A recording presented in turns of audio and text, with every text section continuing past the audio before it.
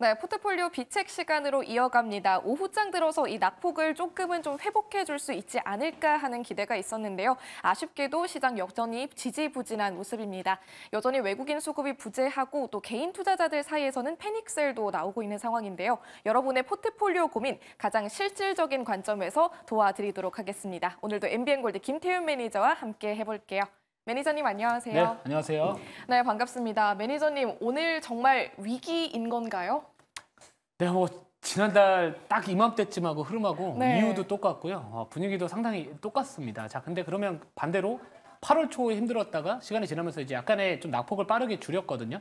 실제로 이제 오늘 밤에 ISF 또 비제조업 PMI 이런 부분들이 만약에 또 약간 괜찮게 나온다 하면은 또 우려감이 완화. 그러면서 또 앞으로 발표되는 비농업 고용 지표나 또 고용 보고서 관련된 또 고용 지표가 그래도 우려했던 것보다 좀 괜찮다 하면은 또 그 우려감 완화. 약간 이런 형식이 또 다시 한번 좀 반복될 가능성은 있다라고 보고 있고요. 지난달 초의 움직임은 사실상 어떻게 보면 새로운 악재, 특히나 이 엔캐리 트레이드 청산에 대한 시장의 약간의 공포감이 좀 극에 달했던 상황이기 때문에 오히려 지금의 흐름하고 지난달의 흐름하고는 이미 한 방 맞았기 때문에 이번에는 그래도 지난달처럼의 서킷 브레이크나 아니면 사이드카 발동 그 정도까지의 변동성을 보여주지는 않을 것 같다. 그게 제 개인적인 생각입니다. 네, 그렇다면 다행이네요. 그런데도 이런 시장 안에서 내 종목들을 팔아야 할지 사야 할지 또는 비중을 어떻게 조절해야 될지 고민 많으실 텐데요. 오늘 저희 비책 포트 열어보면서 하나씩 비교해 보시길 바랍니다. 저희 포트폴리오 비책 열어볼게요.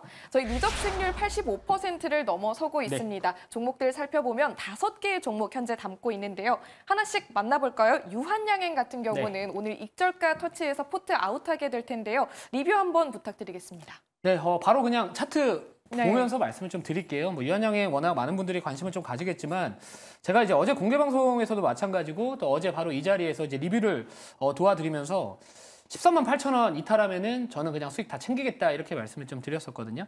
14만 8천 원 이탈하고 나서 오늘 물론 시장에 좀 악재성 이슈나 좀 하방 압력을 받았던 부분들도 있겠지만 이렇게 단기적으로 이격이 많이 벌어진 상황에서 어떤 악재가 터졌을 때 조금 더 민감하게 반응을 할 수 있습니다. 그래서 저는 13만 8천 원이라는 가격을 계속해서 좀 강조를 드렸던 부분이고요.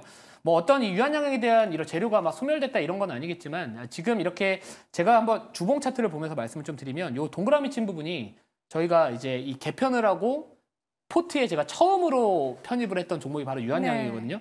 분할로 3번 샀습니다. 이때 이렇게 동그라미 친 부분 3번 샀고 밑에서 샀기 때문에 제가 끌고 갈 수 있었던 겁니다. 근데 만약에 우리가 가는 도중에 한 12만 원에서 잡고 있는 상황에서 끌고 갔다면 저는 이 추세를 타지 못했을 거라고 생각을 하거든요. 그만큼 매도도 중요하지만 우리가 매수는 기술이고 매도는 예술이다 이런 이야기들을 많이 하시는데 저는 매수를 잘하면 매도는 당연히 예술적으로 따라올 수 있다고 생각을 하거든요. 그래서 항상 부담 없는 자리에서 이슈 붙을 수 있는 종목들 이런 것들 좀 말씀드리는데 자, 아무튼 13만 8천 원 익절가 터치를 했기 때문에 우선 포트에서 저는 편출은 할 겁니다. 이렇게 보시면 될 것 같아요. 네, 좋습니다. 유한양의 현재가 저희 익절가 제시해드렸던 그 기준으로 포트에서 편출되도록 할 거고요. 사실 오늘 유한양행까지 빠지면은 저희 포트에서 제약바이오주가 하나도 안 남게 됩니다. 8월 달에는 제약바이오주를 정말 많이 담아주셨잖아요. 이게 단순히 수익 실현의 관점인가요? 아니면은 앞으로도 좀 주도주에서 벗어난다고 보시나요? 네, 8월 초부터 줄곧 강조드렸던 부분들에 대한 수익을 한번 걷어들인 거라고 보시면 될 것 같고요. 전반적으로 지금 시장에서 어떤 악재에 민감하게 반응하는 시장이거든요. 근데 좀 되게 좋은 기업들, 제약바이오 기업들 중에서 여전히 투자성이나 이런 것들이 훼손되지 않은 기업들이 오늘 주가가 오히려 급락을 했었어요. 그래서 사실 오늘 제가 제약바이오 종목을 갖고 오려고 했었는데 그 앞에 이미 그런 종목들이 버스를 타고 어딜 갔더라고요. 네, 그래서 오늘은 제가 약간 다른 관점에서 약간 단기적인 관점의 트레이딩으로 좀 공략할 만한 종목을 넣을 건데 저는 개인적으로는 제약바이오 섹터는 조금 더 9월 첫째 주에서 둘째 주 정도에서 어느 정도 바닥을 잡고 다시 한번 부각받지 않을까 저는 이렇게 보고 있어서 추후에 제가 포트 어떤 종목을 편입하는지 지켜보시면 좋을 것 같습니다. 네, 좋습니다. 그럼 이렇게 유한양행을 비롯해서 제약바이오주 관련해서 전망 짚어주셨고요. 그럼 혹시 하나만 더 여쭤보자면 이 유한양행 혹시 익절가 기준으로 포트아웃 못하신 분들은요. 앞으로 조금 더 가지고 가다가 반등 나올 때 매도하는 게 좋을까요? 아니면 지금 이 시점에서 바로 포트아웃하는 게 좋을까요? 한 몇십 프로 수익이면은 저는 땡큐 하고요. 오히려 다른 제약바이오 섹터 그냥 빠르게 저점에서 매수하는 게 조금 더 좋을 것 같습니다. 네, 좋습니다. 알겠습니다. 이렇게 유한양행 만나봤고요. 두 번째로 데모도 리뷰 한번 부탁드릴게요. 네, 데모는 이게 종목명이 약간 저한테 데모처럼 좀 들리는 종목이에요. 근데 저는 개인적으로는 우크라이나 재건 관련된 종목들은 9월 중으로 분명히 한 번은 부각을 받을 거라고 보고 있거든요.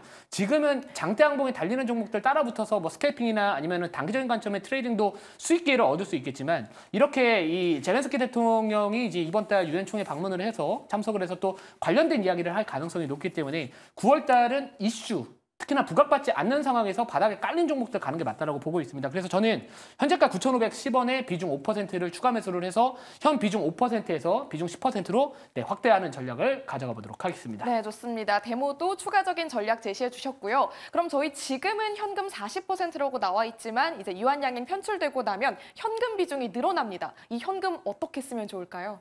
네, 저는 오히려 이제 추후에 제약바이오 섹터 조금씩 모아가는 과정에서 갈 거고 오늘 뭐 잠시 뒤에 제가 소개시켜드릴 종목을 편입할지는 말지는 뭐 잠시 뒤에 말씀을 드리겠지만 뭐 이런 현금을 지금 상황에서 아낀다? 저는 솔직히 말해서 조금씩 무릎이라고 생각을 하고 조금씩 사야 되는 시점이라고 보고 있기 때문에 오히려 이 현금 공격이 저는 최선의 수비다 이렇게 보고 있습니다. 그렇다면 오늘의 비장의 종목이 점점 더 궁금해지네요. 오늘 비장의 종목에 대한 힌트 한번 제시해 주시죠. 네, 지금 이제 미국에서 시가총액 1등 기업이 이제 엔비디아가 아니잖아요.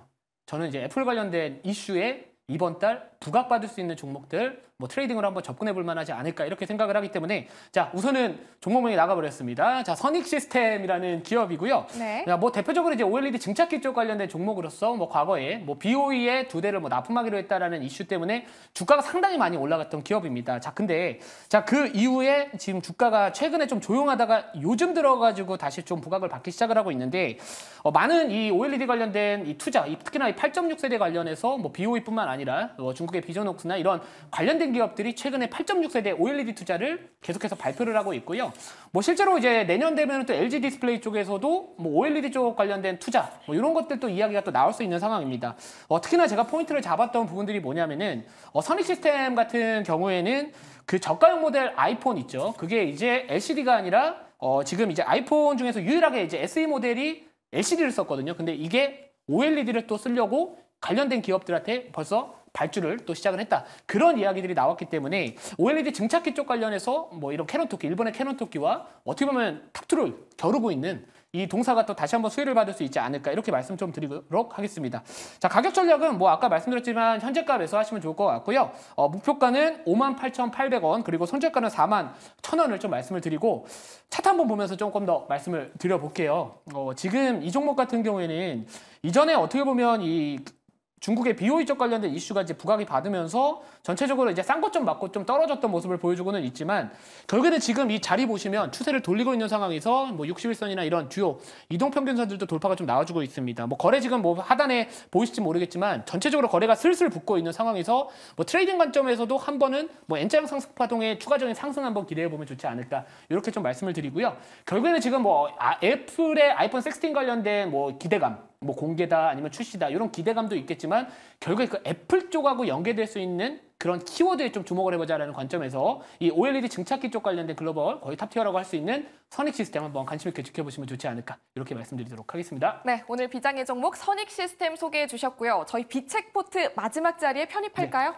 네, 비중 5% 편입하도록 하겠습니다. 네, 좋습니다. 그럼 선익시스템 저희 6번째 종목으로 편입 결정해 주셨고요. 앞으로 저희 6가지의 종목 주목해 주시길 바라겠습니다. 오늘 방송 이후에도 좀 더 이야기 들어볼 수 있을까요?